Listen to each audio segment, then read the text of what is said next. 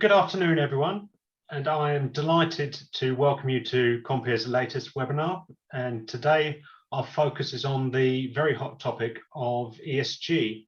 Now, during the pandemic, the UK wealth management industry has performed remarkably well, and it's been continuing to set records. It's continued to grow well beyond 1 trillion of assets. But how can firms continue on this path? And is increasing their focus on ESG one of the answers? Well, certainly based on the results that we've seen in recent surveys, there is a huge demand for ESG, but how is it best to set up the business to meet these demands? And what complications will wealth managers face along the way? Now, in today's webinar, I'm delighted to be joined by 2 ESG experts as our guest speakers, and then we'll finish the webinar with a panel discussion with some wealth management professionals. And for the panel, you do have a chance to pose your own questions, and if you would like to do so, there's a Q&A button at the bottom of your screen, so please feel free to use this at any point during the webinar, and I'll look to get as many of those questions answered as possible. Without further ado, I'm delighted to welcome our first speaker, and here we have Greg Davis, a specialist in applied behavioural finance, decision science, responsible investing, and financial well-being at Oxford Risk. And today he's going to be discussing the use of investor attitudes to unlock ESG and sustainability demand. Well, very much welcome, Greg, and I'll pass over to you now. Thanks very much, James. Just see if I can wait for my title slide there. Splendid. So thank you very much for having me here today. What I want to talk about is ESG from a behavioral angle.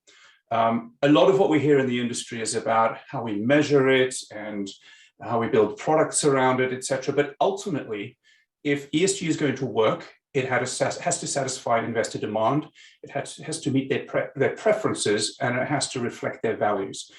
And what we observe is that investor preferences for ESG are very broad. Every single person has their own individual, unique set of values and preferences that need to be addressed. And in this sense, ESG is quite unlike typical investment suitability, where we can, roughly put everyone on a single risk spectrum, depending on whether they're low risk or high risk. If we can go to the next slide. What I'm going to show you today is a very quick canter through data that we've been collecting at Oxford Risk over the last 6 or 7 years. During that time, we have done 7 large-scale academic quality studies of investor attitudes towards doing good with your money across 4 continents. And this is just a mere snippet of the information that we've got there, but it is very important to understand who investors are and what they want if we are then going to design tools that help unlock that. Now, the first question is just, are people interested in this? These are data from the UK that you see on screen. And you can see these are now a couple of years old, and we do find these advancing year by year. But more than 50% of people, once they understand what social investing is, are at least moderately interested in doing something about it. And only 13% of the population is not interested at all. What is interesting is that a lot of people, particularly in the UK, think that the UK must be well ahead of the US in this regard. And if you can show me the next set of bars there, completely not true. The US, in pretty much every regard, interest in sustainable investing, previous experience with it, etc., is in fact substantially ahead of the UK. But if you just focus for a little on the pink bars, having an interest in ESG investing is not enough to actually get people into it. We cannot solve this problem by just building more ESG funds and building green product shelves and then placing the heavy burden of decision-making on the end investor or on the advisor. If we want to make it work, if we want to unlock this demand, we have to build tools that help to unlock that gap. And we have to start personalizing the narrative and personalizing the product design itself to meet investor preferences. Because one of the things we know is that once you hook people into this, they stick with it. So focus on those pink bars. And what you're going to see on the next chart is the UK, but just those people who have already engaged with impact investing and how their interest is tweaked. So if you click next now, so you can see that the proportions move up substantially. And if you click again, you'll see in the US, this is absolutely dramatic. people who have already been involved in some way or another in sustainable investing, it's a bit like a gateway drug. Once you're hooked on it, you're stuck with it. So we have to try and get people over this initial catalytic hurdle. Now, what we've been looking at Oxford Risk is how can we understand the different layers of people's preferences, and then how do we build profiling tools to enable this to be done at scale in the market? And there are effectively 3 layers, and I'm going to go through them one by one. And ultimately, the question is not just what can I measure about people's preferences, but how do I build this into product design and suitability of what I offer them? Next. So here at a high level, we've been able to isolate 8 different psychometric dimensions of people's attitudes towards social investing. And the interesting thing about these dimensions are pretty stable regardless of where in the world we look. Some countries have higher scores on average than others, but the underlying dimensions seem to be pretty fundamental. I'm just going to illustrate 4 of them today. And these are the 4 that really start to reflect what should we offer this investor as part of their portfolio. If you like, this is the ESG suitability overlay. So the first one is do no harm.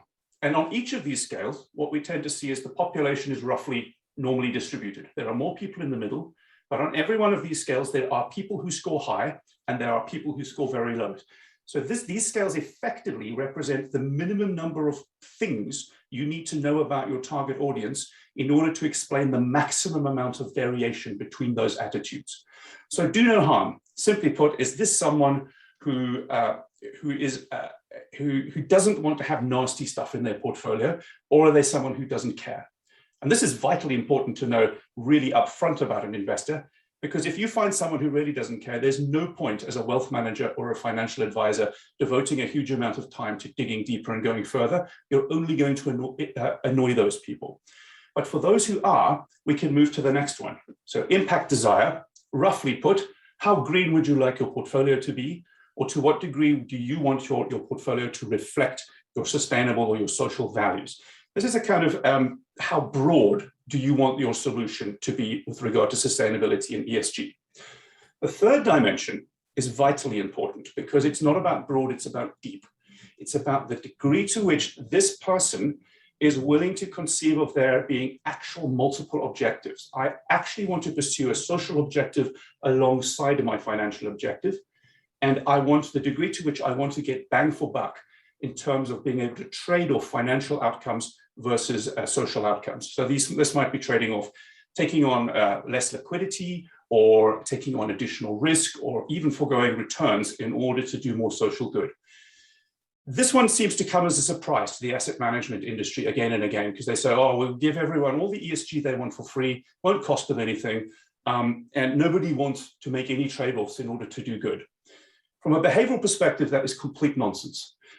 We know that people want to make trade-offs to do good. In fact, that shouldn't come as a surprise to anyone, because many people give up returns of 100% in order to do good by giving money away to charity. But the degree to which people want to do this is vitally important, because it tells us how far down that impact spectrum we should start focusing for people. And the last one is charity or orientation. Flows of money into impact investing or ESG are drawn from the same pool of wealth that people are drawing their philanthropy. They're competing for the same pool of wealth. So to be able to understand the degree to which someone is more comfortable going, do you know what, I want to keep it separate. I just want my finances to be about finance. I will make the money and then I will give it away to the things that are important to me, versus people who are willing to explore unlocking the middle ground. And, there are actually surprisingly few demographic strong correlations to this, but that charity orientation, we do see that, for example, older people, more conservative people tend to go, you know what, I'm going to do my good the traditional way. I'm going to do it through philanthropy. Knowing someone's unique score on these 4 dimensions tells you an awful lot about what sort of solution you should put in front of them. If we go next, please. And using the data, we can start to extract segments or archetypes or personas that are driven directly from the attitudinal data. These tend to be slightly different around the world, but roughly speaking, the six groups I'm talking about here pop up more or less regardless of where you go. These particular data are on UK data. So right at the top of the pile, we see the optimizers. 17% of the population who are ones that score very strong on impact trade-off. They are the ones who are involved in the effective altruist movement. They want to do good. They are willing to give up financial returns or financial efficiency to do so, but they want to demonstrate greatest bang for buck. One step further around the wheel, we get the altruists. This is pretty much the era. This 15% is pretty much what the entire ESG industry is currently marketing to. Yes, I want my portfolio to be green, but don't make it cost me anything. And so, currently the ESG sector is speaking to a relatively small portion of the population out there. If we go further around the wheel, these, in pretty much any behavioral analysis, you get this group, a big bunch in the middle who are pretty average. And the challenge is, how do I move these people around the wheel anti-clockwise to become altruists or to become optimizers? As we go further left, we get a very interesting group who we can think of as conservatives or skeptics. They're deeply altruistic. They tend to be older. They tend to be wealthier. They want to do good, but they're just a little bit skeptical about all this newfangled ESG stuff. And then right at the bottom of the pile, we get these two groups. If you could perhaps click on those together. These are the people we shouldn't be bothering with too much right now. They're the opposite of the low-hanging fruit. The 15% disinterested not because they're nasty people, it's because they just can't be bothered right now. And the 16% self-interested is because, well, they're just not very nice people. Their focus is entirely materialistic and on their financial returns. We can identify who sits in these groups from a very small number of scores, and we can run segmentations over populations to identify for any population, how big are these segments? Why would we do that? Well, we do that because if we want to be effective, we want to design products that meet people's values and needs, and we want to design marketing strategies that speak to the biggest proportion of people with the smallest number of products. And in a wealth management or a financial advice context, we want to understand what this person sitting in front of me should get. And if we go on to the next slide, there's just two dimensions here that I've spoken to that are vitally important in what should the portfolio look like? What should this person's wealth be in? And these are this impact desire and impact trade-off dimensions. And roughly speaking, impact desire from low to high, we're simply saying, how much ESG should you have from a low percentage to a high percentage? And on the impact trade-off, we're saying, how deep down that impact spectrum should we go? Should we go for the, it comes for free, I've just cut out guns and ammo type of thing? Or should we be delving down into more of the private equity, the illiquid, the deep impact, the venture capital impact stuff? This is the stuff that starts to make the behavioral profiling actionable and investable, because we can treat this as an overlay to standard wealth management suitability processes. I identify the risk level, and then I start to dig into how do I weave ESG into that portfolio to suit your preferences. But we can go a step deeper. So if you go on to the next slide, I don't just want to know how much ESG should you have. I want to know how I should bespoke that portfolio, or indeed the conversations I have with you, to suit your particular attitudes. Now, we become used to thinking of ESG as one big amorphous clump, but it turns out that investors have very identifiable preferences for E versus S versus G, and those are very idiosyncratic. So some people like the governance thing much more and are not too bothered about environment and social, etc. But if we look across the population as a whole, what we see is that on the whole, on average, environmental beats governance. E is preferred to G. People would much rather, on the whole, focus on E rather than G. If we look at the next one, we see that environmental is also tends to be preferred to social. This is interesting, though, because these two tend to link together. Those who like environmental also tend to like social, and vice versa. And that creates a distinction from governance. So governance is at the bottom of the heap. If we go to the next one, social is preferred to governance. And there's a very clear order of preference. E better than S, better than G. And yet very often in what the asset management industry is putting out, it's the other way around, because governance is the easy thing to measure. Governance is the easy thing to deliver. There are problems in general with the whole ESG concept as a whole, and the terminology as a whole. We look at the jargon around the industry. There's responsible investing, ethical investing, ESG investing. The list goes on and on. In the US, in 2020, fewer than 15% of the investor population were familiar with the term ESG, and yet that is the term that most of the financial services industry is leading with, probably because it's easy to spell. So we can start to identify individual preferences across E versus S versus G, and starting to map that into existing data. And I know we can quibble about how good or bad the data are, but these start to become investable. These start to become preferences that we can build into actual product solutions. If you go on to the next slide, the last level here is to go down to people's preferences for individual causes. There's many ways to do this. The tool that we use uses the lens of the UN Sustainable Development Goals. Not all of these are as investable, but what we can do if you elicit someone's individual preferences across the 17 SDGs, and here you can see just a simple output from our tools where you get, what does this individual value most? And we use this sort of psychometric measurement technique to get those preferences out, versus what we know the population as a whole values most. So you can see that the population tends to like clean water and sanitation, good health and well-being, climate action are the top three things. But the person in front of you may have quite a different ordering. And if we can start to craft the discussion and the narrative to be able to focus on the things that are going to push that person's buttons, the things that will resonate with them, that is what is going to narrow the gap between the demand that's out there and the degree to which people are acting on that demand. And I'll show you just one set of data from this.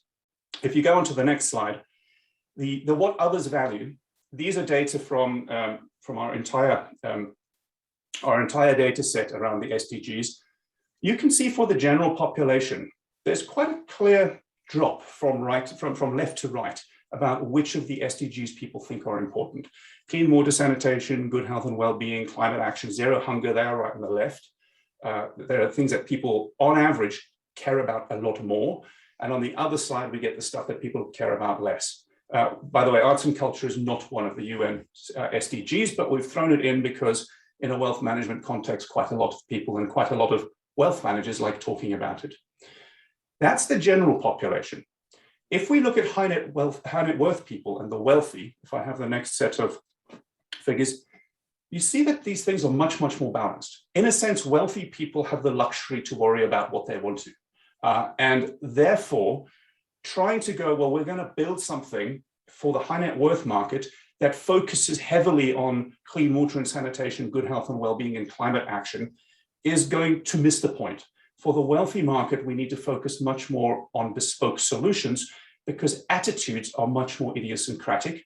And to do that, we need a bunch of tools that is able to measure these things in detail. Next slide, please. This is my last one, and I just wanted to summarize and reiterate 5 things that we know from the empirical data we have of now nearly 10,000 sets of investor attitudes all around the world. We know there is substantial demand, but it is latent. It is still largely untapped. And to a large degree, that is because this thing is new, it's complex, and most investors who are approached with something that says, I want you to start thinking about this in addition to the complexity of figuring out what to do with your financial situation, would quite reasonably go, seems too complicated, I'll just stick to philanthropy when it comes to doing good with my wealth. We also know demand is largely driven by attitudes, not demographics. Wealth level and age do matter. Wealthier people are more open to this, probably because they've had more exposure to it. Younger people are more open to it, possibly because they're less scared of the aspect of novelty. Gender, interestingly, comes out as completely insignificant in every study that we've done. We know that interest intensifies once investors try it. And we know that unlocking demand requires personalizing the portfolio and personalizing the narratives that resonate with investors as individuals. And to do that, we need to use technology to measure those things at scale and to fit it into product design, to fit it into wealth management suitability, and indeed into the regulation, which is already starting to happen. And the last thing we know is we can do this at scale, because if we look at the attitudes, there are identifiable personas and archetypes that are pretty stable all around the world that we can start to design solutions for rather than just looking what's already on our shelf, painting it light green, shipping it out the door, and trying to flog it to people in a complex and non-personalized way. I think I'm almost exactly on time, so thank you very much. That was a very quick canter, and I apologize for the speed. Thank you very much, Greg, for those insights. And I'm now delighted to introduce our second speaker. We have Charles Sincock, who's the ESG lead at Capco, and today is going to be sharing his views on something that may be causing headaches for those developing ESG propositions, and that is considering the implications for data and ESG. Well, welcome, Charles, and over to you. Thank you very much, James, and thank you all for having me here. I think certainly looking at this title slide, the implications of data is certainly probably going up in the eyes of the audience here, certainly from a consulting perspective. The bulk of my day is taking up with conversations around this. It's proving to be a widening and deepening problem, certainly for the asset management and pension world, and I would warrant as well the clients I've spoken to in the wealth world. If I can grab the first slide, if I may. So probably telling you something that you all already know, but a number of major financial institutions, and I've just taken a smattering here of the ones that we've sort of got visibility on, are coming up with some pretty significant pledges and targets that they're putting in the space. Now, the reason I brought this slide up, it doesn't necessarily talk to portfolio investment, although it could, but it's an indication of what's happening within the wider space of ESG spending that we're seeing across financial services in general. And this is fundamentally, perhaps to the previous speaker's point on the aspirations and the targets of wider demographics and what they're looking for from their financial services partners. But these targets have come about really in the last couple of years, no more than sort of 2019 onwards. And whether that's investment, social impact investing, whether it's product, whether it's assets under management, there is a significant rebalancing across all the financial services that we're certainly seeing towards ESG focused products. But what comes with ESG focused products, and was true perhaps in the last 20 years, is perhaps an aspect of greenwashing, an aspect of marketing. So it is said to be green, it is said to have aspects of E, S, and G. What's becoming more and more true, both by the carrot and the stick effect, the carrot being the previous presentation and what people are aspiring to and what they're looking for and what they're expecting of their financial services partners, and also the stick, which is regulation, is a significant driver of both sides of the equation of carrot and stick, supply and demand for this new look product. And whereas before this was acceptable to add in commentary, superlatives, marketing for want of a better word, what we're finding more and more, certainly from a regulatory perspective, but more from a sophisticated group of stakeholders, from clients through to investors, is that they need proof. And if you can't get the data on it and you can't show proof, then it's really being considered that you're somewhat behind the curve. And from a regulatory perspective, whatever the regulation is, they're not going to take your word for it. You're going to have to prove it, which requires data. Can we just grab a look at the next slide? Looking to the stick, and some of these regulations that you'll see here may well be affecting those on the call. What we're seeing is a significant sort of change budget and approach, and that's something that we have good visibility on as a consultancy focusing on FS. We're having a significant number of conversations, and we're knee deep in all of these change programs to deliver these regulations.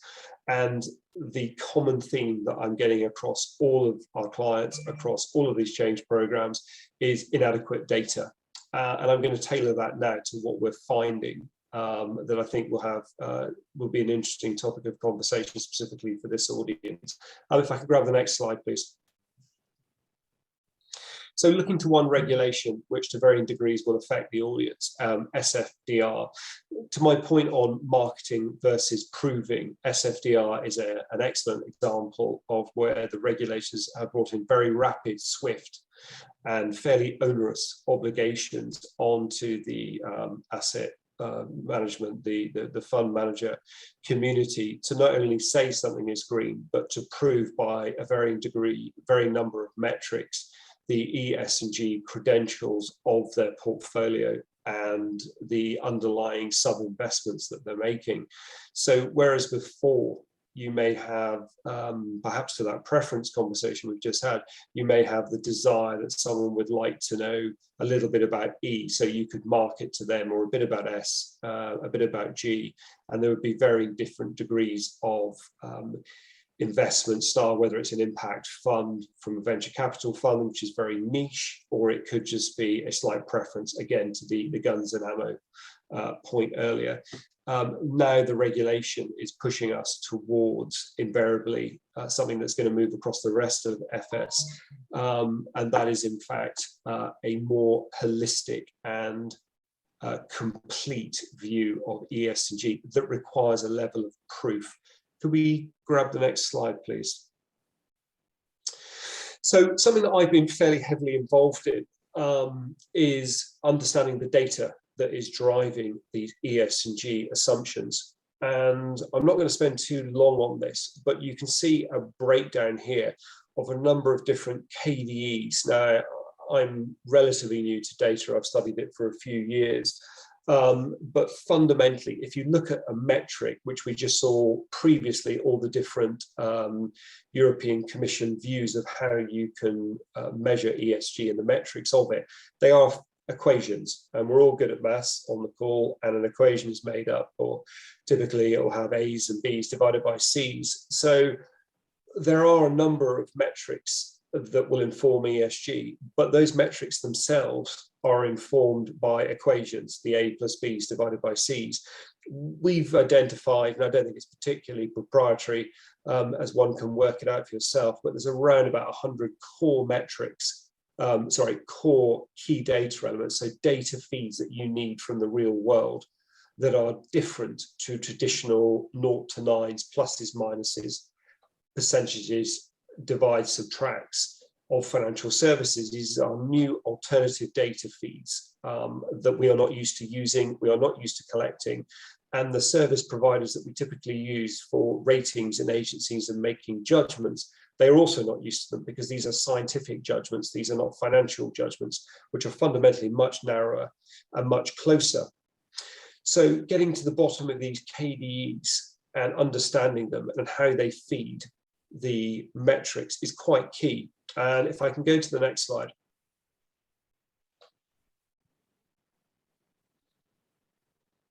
What we found by understanding the underlying data feeds, you can basically get an understanding of the truth as to how good the metrics of ESG and the different provisions that are being provided by the traditional ratings agencies and the specialist ratings agencies for ESG. How trustworthy are they in terms of their actual metrics? You can make that judgment really on these underlying KDEs. So if I can just nip across, what you can see there has been fed into the next slide.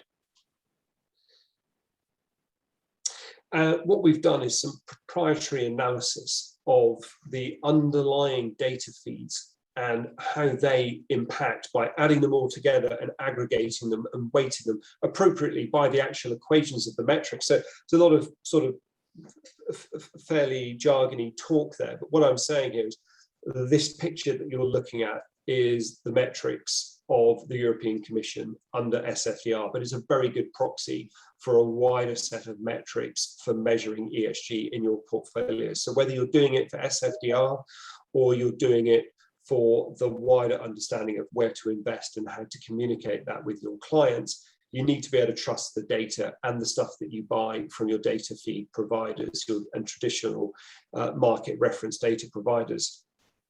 The stuff on the left is mandatory. The voluntary ones in an SFDR context is stuff that will come in time and will pertain to some of the larger ones or more niche fund managers. But what we're generally finding is the data feeds are frankly fairly weak. And when you bring them together, those different key data elements, and turn it into an equation, de facto, the equation remains weak. If you do not know the biodiversity, even if it's only one component part of a wider metric, then it undermines the whole equation. So to make it even simpler, if it's speed equals distance over time, if you don't know how far you've traveled, you really don't know how fast you've gone, even if you know time. And the same is true of these ESG metrics.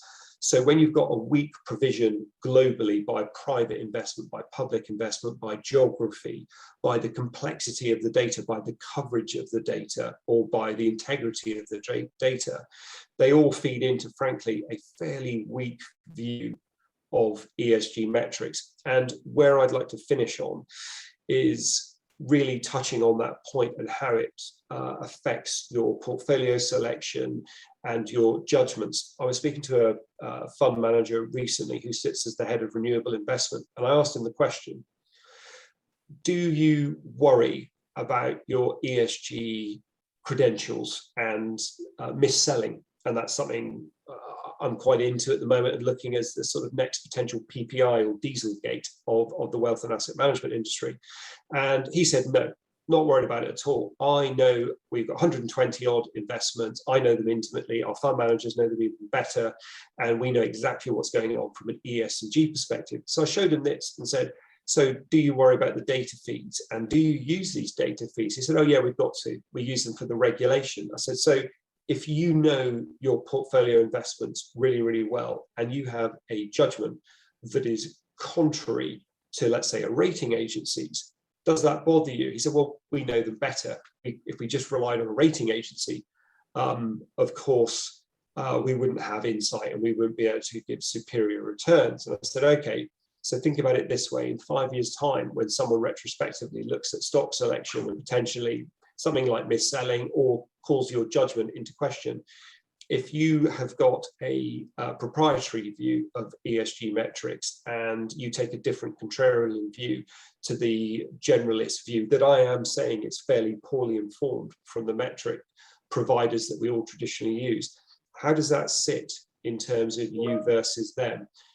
And he hadn't really looked at it like that. And I think this is something that we're beginning to see across certainly asset management, pension holders, pension fund managers and holders, is that the provision of data is fairly weak because it's such a wide and diverse network of provision and providers, even from the very biggest that you'll recognize.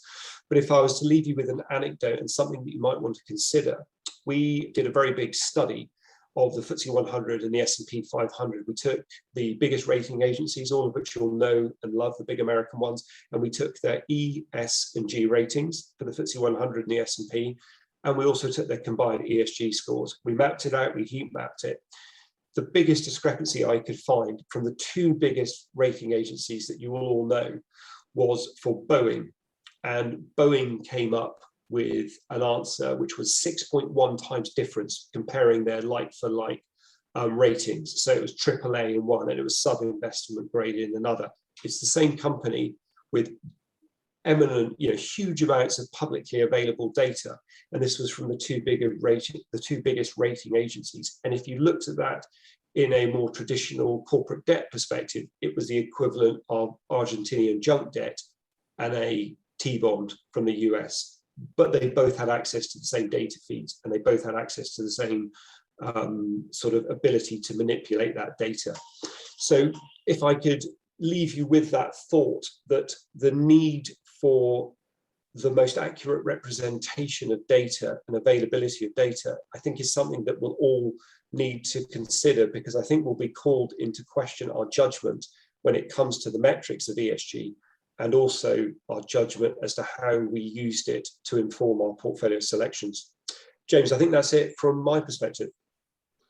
Thank you very much, Charles. There's clearly a huge amount that wealth managers need to take in, and plenty of food for thought, and also hopefully they can reach a position where they can become market leaders with an ESG proposition.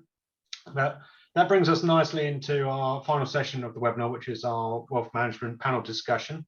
So as I mentioned before, if you would like to pose a question, please use the Q&A button at the bottom of your screens.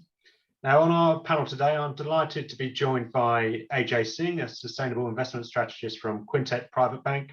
We also have Damien Pyatakis, the Head of Sustainable and Impact Investing at Barclays. And then given the view of the supplier, we have Daryl Roxburgh, the President and Global Head of Beta Risk, which is part of the Core Financial Group. Very much welcome to each of you and thank you for joining us today. And I'll get cracking with the first question. And it's quite a broad one, and I'll start with AJ on this one. It's what are the key elements that you believe wealth management firms need to consider when making the business case for ESG? Hi, thank you for having me. I think there's several factors obviously come into play, and we've seen that from the previous speakers on the show. But a few that come to mind straight away is that for us, sustainable investing is an investment philosophy, which posits that material, environmental, social, and governance factors will influence investment returns. So at Quintech and sustainable investors that invest in us, we believe that understanding these dimensions improves the investment decision-making process. So it can be part of your toolkit to develop deeper client relationships, improve investment in performance. And at Quintech, we go a step further and proactively use the sustainable way of looking at the world to drive our investments, our culture, and our business. So these are some of the key elements that I think a firm must consider when looking at the business case for ESG. Thank you. And Damien, would you agree?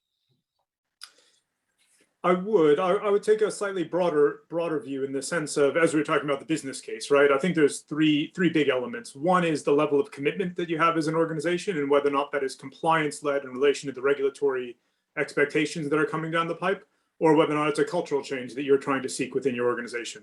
Secondly, I think that the approach to implementation is actually very critical in terms of how you think about making the business case. Is this going to be something that's piecemeal, or is this going to be something you're going to roll out on a programmatic basis? And lastly is thinking about the priorities, be it data or investments or the distribution teams, the marketing or the ops, et cetera, thinking about where you're going to set the priorities. But I think more importantly, actually than all of these things, is thinking about understanding this at a more systemic level. So if we go back to it, if you're going to ask a client about their sustainability preferences, how does that actually translate into a portfolio and understanding the implications before you start off? I think what we see is oftentimes people are looking at the different component pieces, data, product, client preferences, but aren't necessarily thinking about the whole end-to-end piece. And certainly for me, having been leading this over the last 6 years for Barclays, starting it up and being involved beforehand, I've seen those types of challenges within our own organization, and certainly when I talk to peers at others. Thank you, Damien. And Daryl, is there anything you'd like to add? Yeah, I think I probably agree with the two previous speakers. In terms of the key elements from the business case, look at it both from the perspective of client preferences and a marketable product, but also look at it from the investment benefits perspective. This should be another input into the investment process. And as Damien says, this is part of the philosophy of the organization, and that requires a really strong definition of the firm's policy towards the use of ESG data, how that can be used both from an investment perspective and also how you can then integrate client preferences within the investment proposition. Thank you, Daryl. Now, it's been mentioned a couple of times during the presentations about the jargon associated with ESG. Now, I'll start with you, Daryl, on this one. But do you believe that wealth management firms and their clients actually share the same understanding of ESG, or is there quite a difference between the two? I think, as Dr. Greg said right at the very beginning, ESG means many things to many people, and the chances of it meaning the same thing to two people is probably pretty small. I think it's very much driven by the investor's utility. What is it actually going to drive their positive elements within their portfolio returns? What are they worried about? And that will probably be how they perceive ESG. If you look at the underlying factors within ESG, and taking Charles's point about the challenges with data, as you drill down, what does water pollution actually mean? What does life above sea mean, or life below water? And for a client to express preferences or to understand what you've embodied within your investment approach, these need really clear definition in terms that the layman can understand. So I think right from the top level, what is ESG? ESG is meaningless. It's a bunch of data. It's how you actually use that data and apply it that is the defined product at the end of the day. So I think defining that to the client, defining what underlying elements mean to the client, and being able to demonstrate what impact actually means are absolutely key here. And this is probably one of the biggest challenges, both for investment managers and for the clients, to reach that common understanding. Thanks, Daryl. And AJ, would you agree? Or how's the view at Quintet in terms of your understanding and the understanding of your clients? Yeah, I think I would agree with Daryl on many of those points he makes. Previously, the industry has was very much fixated on jargon and what one might call the alphabet soup of all the different industry standards that are out there, and we are evolving, and there still needs to be some consolidation.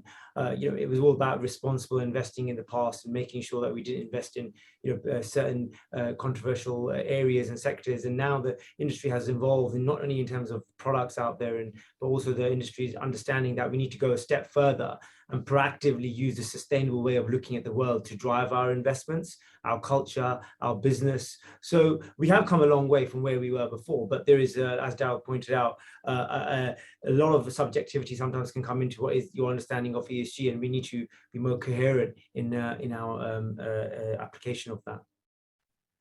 Thank you. And Damien, what's your view on this? Well, it's a bit bemusing that in the first two presentations we had people using different jargon for very similar topics. And I think we probably risk that as well with the three of us speaking also. It's not a question of whether we share the same view. We don't. It's a question of what to do about it in many respects. And I think the lack of consistent usage or lack of effort to be more specific is one of the big challenges that we face as an industry in terms of making this work. Ultimately, part of it is our responsibility as advisors to help to educate clients around these topics, but doing it in a way, I think, as Daryl rightly said, that is meaningful and understandable to them. It's not a surprise for many people to say, let's take an example, a highly rated ESG fund or a fund with a high ESG rating. People might all of a sudden ask, well, why do I have Microsoft or Apple? Again, simply basing it on an ESG basis, it might be a very good reason to have those companies in that portfolio or that ETF, let's say. But from an investor standpoint, that might be a surprise in terms of their expectations of what ESG or sustainability or impact means, depending upon the language that's used by the wealth manager. And so rather than try to solve this at a systemic level, which I don't think we'll do at the moment, right? This is the natural progression or evolution of an industry at an adolescent stage. I think it's more important for individual managers to be clear and consistent, and for the advisors as well to be able to do that with their clients so that you get to that shared understanding. So you avoid the risks of mis-selling from an FCA perspective, or just misunderstanding in general. Okay, and staying with you, Damon, we've had a couple of questions from our audience. One of them is asking about what metrics do you believe are most important to look at when reviewing how ESG friendly a firm is? And then the second question, looking at a more specific type, is what are your views on buying and selling carbon credits? Does it not just place a plaster on an issue without curing the injury? So I'll let you tackle these first. Thank you. So let me do the second one first. A bit easier in some respects. I wrote about this because we kept on getting questions about carbon credits and what they were from our clients. So very happy to refer people. Very, very simple explanation. The implications of carbon offsets versus carbon credits and voluntary carbon credits, those are radically different worlds. There's a lot of work that goes on around those. There's work going on. Oxford set out some voluntary or carbon credit principles recently. And there is obviously the Article 6 conversations going on from a COP26 perspective, although the likelihood of convergence at a global scale is probably pretty low, at least in our view it is, given the different systems. I think carbon credits in terms of the offsets are an incredibly useful mechanism for governments to use to help to reduce and encourage firms to reduce carbon emissions. On a voluntary basis, there's a considerable amount of work that demonstrates the variability of the quality and consistency of those credits. And for that reason, for us, we are a bit hesitant in terms of getting clients involved in those. The earlier question of sort of what are the metrics? Well, I think this is where, again, the depth of knowledge is important.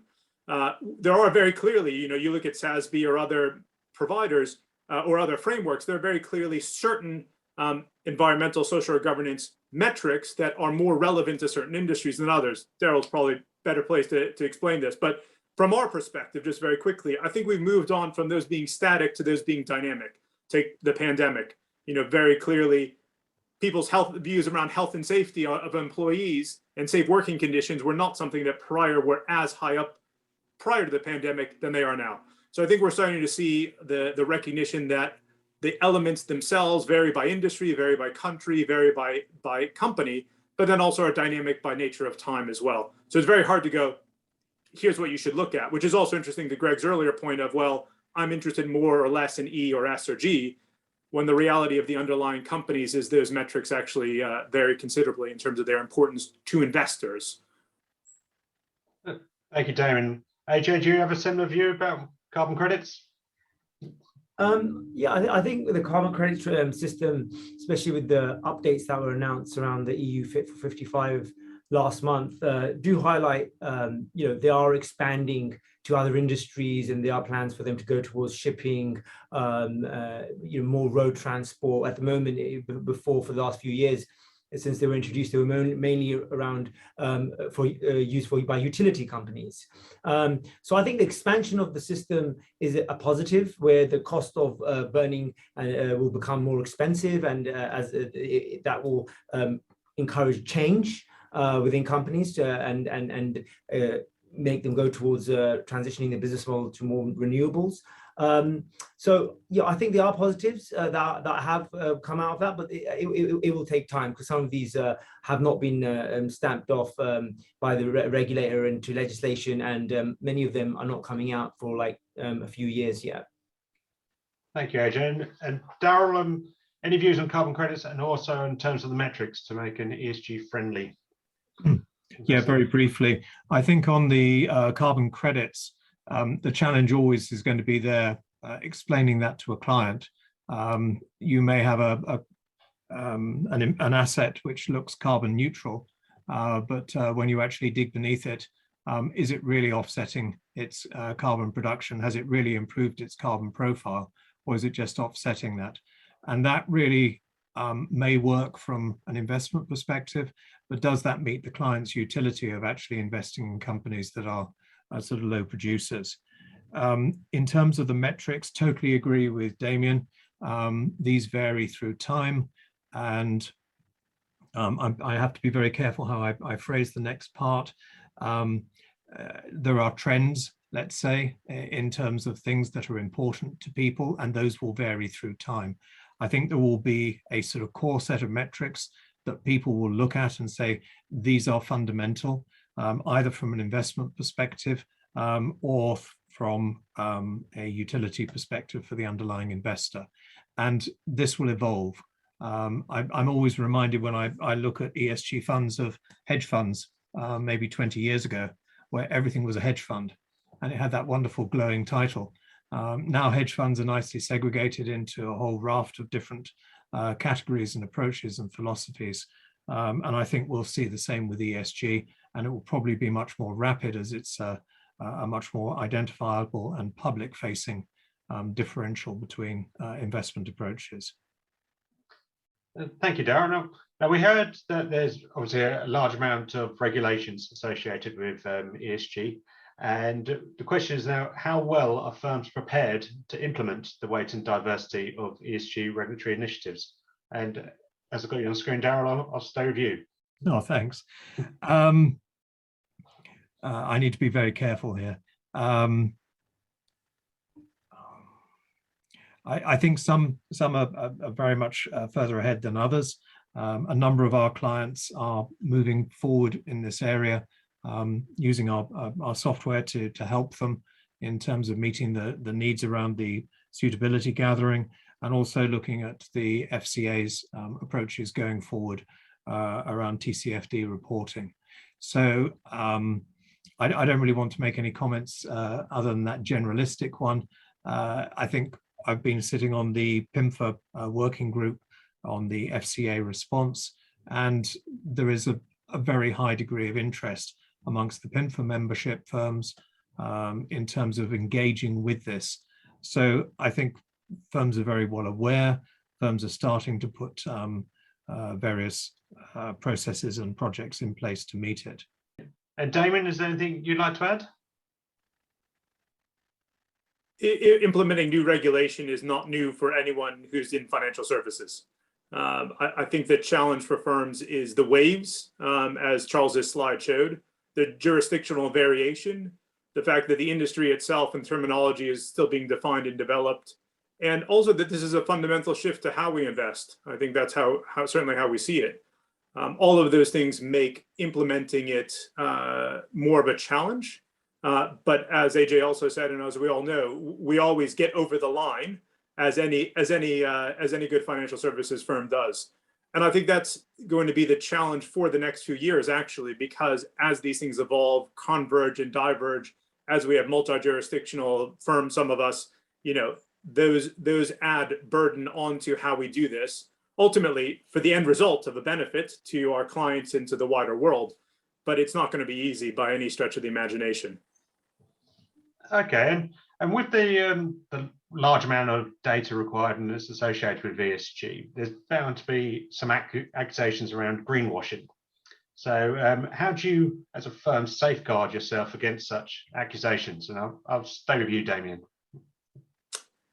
Well, absolutely. I think, let me frame it just slightly differently in that, what do investors think? So the last few years, we have supported some research into leading sustainable investors, actually probably much wealthier in some senses, 833 million assets on average for the 300 individuals, families, and family offices.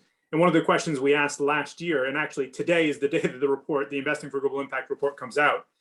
One of the things that came out from that research was that 72% said greenwashing was a significant challenge for the industry, and 76% said that they were personally concerned about making an investment that had been greenwashed. So very clearly, these are people already active, actually already knowledgeable, and they're still concerned about this and recognize the challenge. Now, to answer your question, one of the other things that we asked was, what would give you confidence about an investment not being greenwashed? And the top three things that they talked about was the quality and robustness of the impact measurement and reporting. Secondly, was the trust in the investment company or the leadership around that. And the third was the track record of past impact delivery of that fund or of that company. So very clear expectations around what they would see. But I also think what's interesting is the bottom. So regulatory labels, being a signatory to one of the industry bodies, and actually following other impact investors were at the bottom, which definitely tells us, I think, something about what we need to do in terms of, as we find, those who've been in the space a bit longer, I think being, again, more clear about building trust with clients to explain what it is they're getting and what they're not.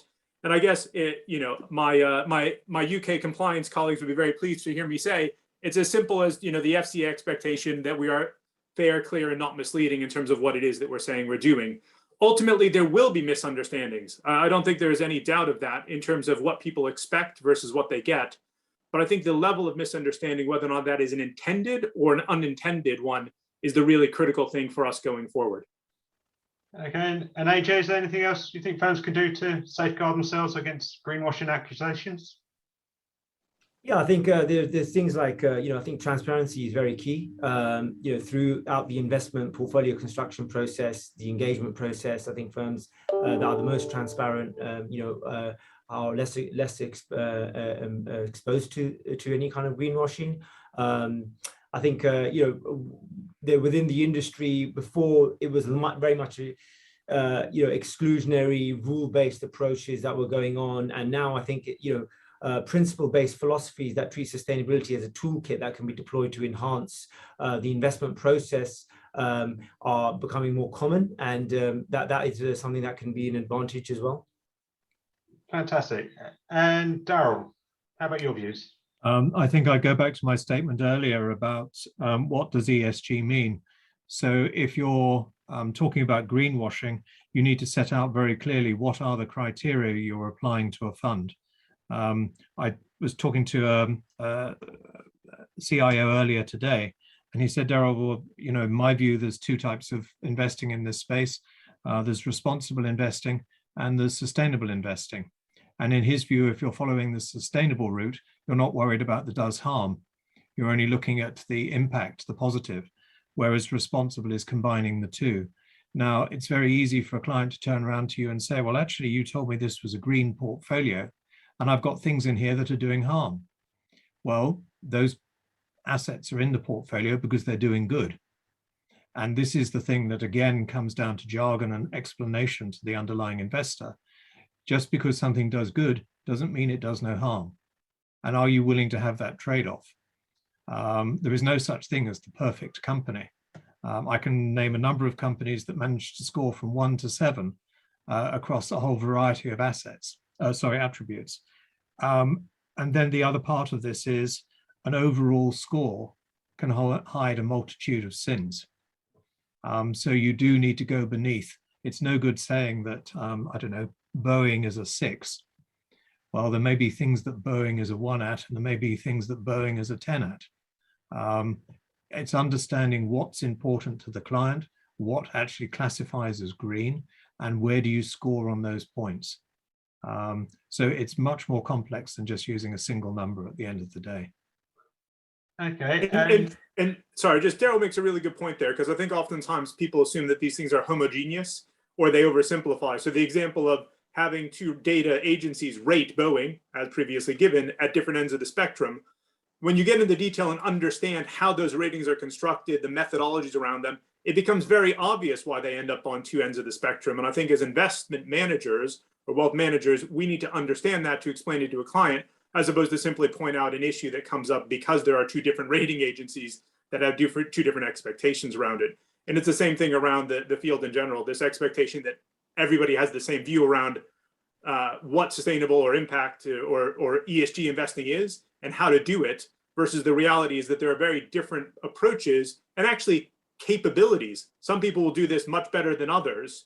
To AJ's point, all those 20% of those Article 9 funds, some of them are going to be very good and some of them are not going to be very good, but they still fall under an Article 9 allocation. So I think we just have to be careful about assuming that these things are going to be homogeneous and unitary as we move forward.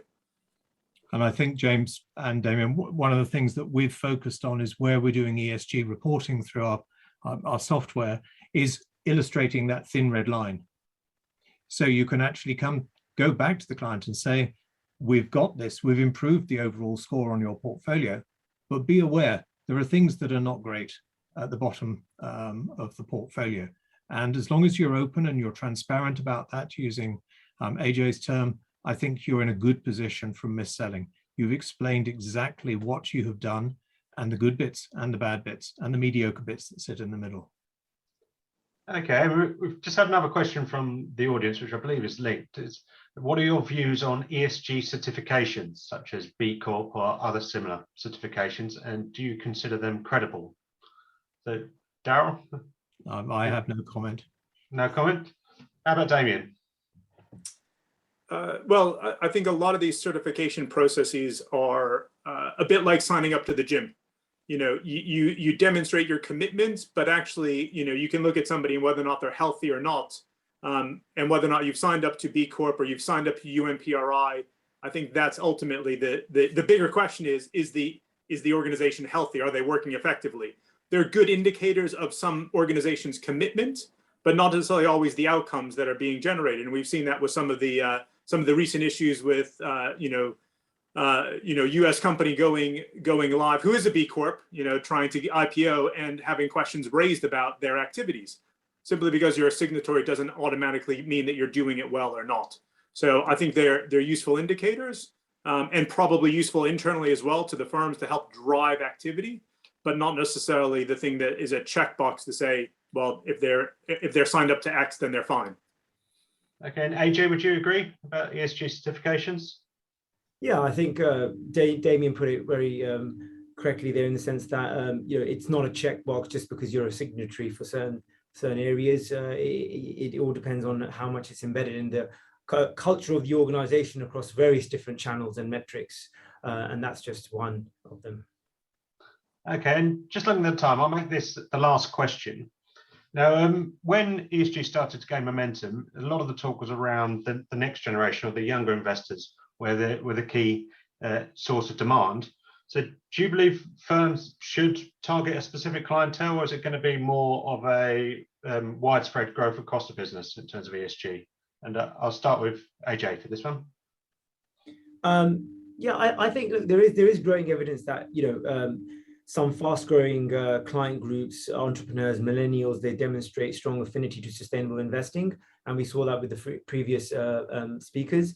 But I do feel like it will become something that's embedded throughout investing for various reasons. I mean, satisfaction surveys show that there's greater retention, and clients hang around more when they care about sustainability more.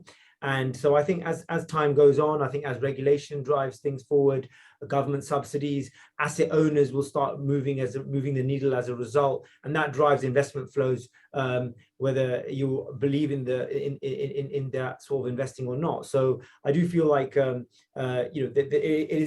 we'll see this spreading to many areas and clients who are probably not thinking of it at the forefront. Sure. And Damien, would you agree, or is there a particular clientele that you're potentially targeting? I'd say two things. One, let me just go back to the research that just came out, because there's one of the other questions. So in that research, we asked about generational differences, who is driving the conversation. And yes, younger generation, 63% say that the youngest generation is driving it. But what was interesting in that as well was that 57% said that using or talking about sustainability created a bridge between generations. So from the oldest generations to the next generations, by the way, who can be in their 40s or 50s. Everybody thinks about next gen in their teens and 20s. But that sustainable investing is creating a bridge actually for the older generation to create legacies, or for younger generations to influence family portfolios. So we don't, and I spend as much time talking with the patriarchs and matriarchs of families as I do with the next gens who want their families to be more involved. And I think the second thing actually that's more important in some ways is, if you think about it, quite frankly, if we do care about the things that we all say we do around the planet, social justice, et cetera, we can't simply wait for the older generation to transfer money to the younger generation, have them reinvest it, and then try to address things like climate change, right? If you think about an IPCC report, which has, end of the decade is a critical time frame for us, then very clearly we're not going to be really waiting, or shouldn't be waiting for that time to elapse to just engage the younger generations. Great. And Daryl, do you agree? Just yes, I think I'd agree with both AJ and Damien. I think fundamentally, if you're looking at climate change risks in a portfolio, it doesn't matter how old you are, what your demographic is, it's something that's got to be taken into consideration. And I think what I would expect to see is that we get a base layer of usage of ESG data, much like macro factor data in terms of the investment side. And then it's a case of asking the client, do you have any specific views over and above this? And that's, I think, a very powerful way of engaging the client, increasing or improving the investment narrative with the client, and actually building, as you say, bridges with the client in terms of things that are explainable and understandable in terms of investment approach on their portfolio. So I see this as relevant across the board, except, as Greg pointed out, the people who don't care. Agreed. Okay, well, being conscious of the time, I'll bring this panel discussion to an end, and therefore the webinar to an end. So at this point, I'd very much like to thank each of our panelists and our guest speakers for giving up their time and their support in running of this webinar. And thank you very much to everyone who's logged in. I hope you enjoyed it.